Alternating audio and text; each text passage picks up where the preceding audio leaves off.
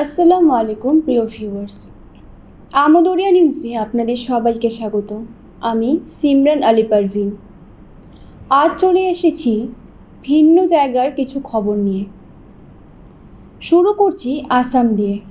30শে August 2024 শুক্রবার আসাম বিধানসভা শুক্রবারের নামাজের জন্য বিরতি দেওয়ার নিয়ম শেষ করার সিদ্ধান্ত নিয়েছে। এখন থেকে মুসলিম বিধায়কদের জন্য শুক্রবার নামাজের বিরতি থাকবে না। সরুপাথার বিধানসভা কেন্দ্রে বিজেপি বিধায়ক বিশ্বজিৎ ফুকন বলেছেন, ভারতের ব্রিটিশ আমল থেকে আসাম বিধানসভায় প্রতি শুক্রবার নামাজ পড়ার জন্য বিরতি দেওয়া হতো। দুপুর 12টা থেকে 2টোর মধ্যে 2 ঘন্টা বিরতি ছিল, যেখানে মুসলিম বিধায়করা প্রতি শুক্রবার নামাজ পড়তেন। এখন থেকে এই নিয়ম পরিবর্তন করা হয়েছে এবং কোনো বিরতি হবে না। তিনি বলেছেন যে আসাম বিধানসভার স্পিকার বিশ্বজিৎ দৈমার পৌরোহিত্যে পরিচালিত একটি সভায় সিদ্ধান্ত নেওয়া হয়েছিল এবং এটি অন্যান্য বিধায়কদের দ্বারা সমর্থিত ছিল। সবাই এই সিদ্ধান্তের পক্ষে সমর্থন জানিয়েছেন। এবার চলে আসি উত্তরপ্রদেশের দিকে।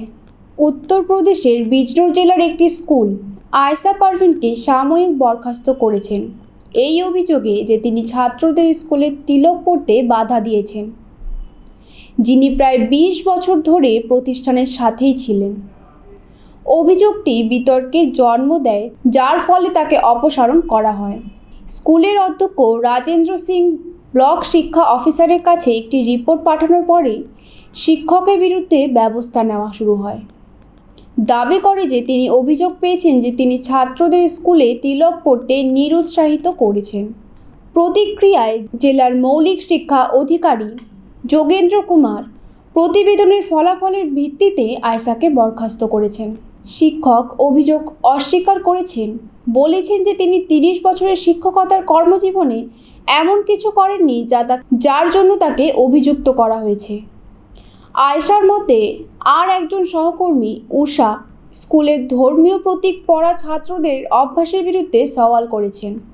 স্কুলের আরও 2 শিক্ষক উষা এবং মুক্তার আহমেদ আয়েশা পারভিনের মতো একই ধরনের অভিযোগে তাদের ইনক্রিমেন্ট স্থগিত করা হয়েছে।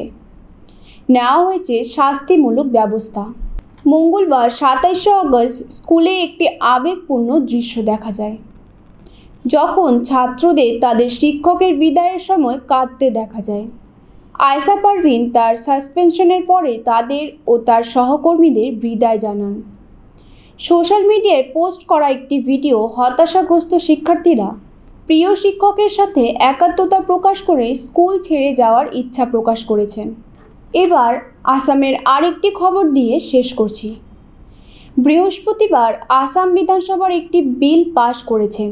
তাতে সরকারি পক্ষ থেকে জানানো হয়েছে, মুসলিম বিবাহ ও বিবাহ বিচ্ছেদের বাধ্যতামূলক নিবন্ধ প্রয়োজন। বিধানসভায় মুসলিম নারী ও পুরুষের অধিকার রক্ষা ও বাল্য বিবাহ দূর করার জন্য আসামের বাধ্যতামূলক মুসলিম বিবাহ ও বিবাহ বিচ্ছেদ বিল পাস করা হয়েছে।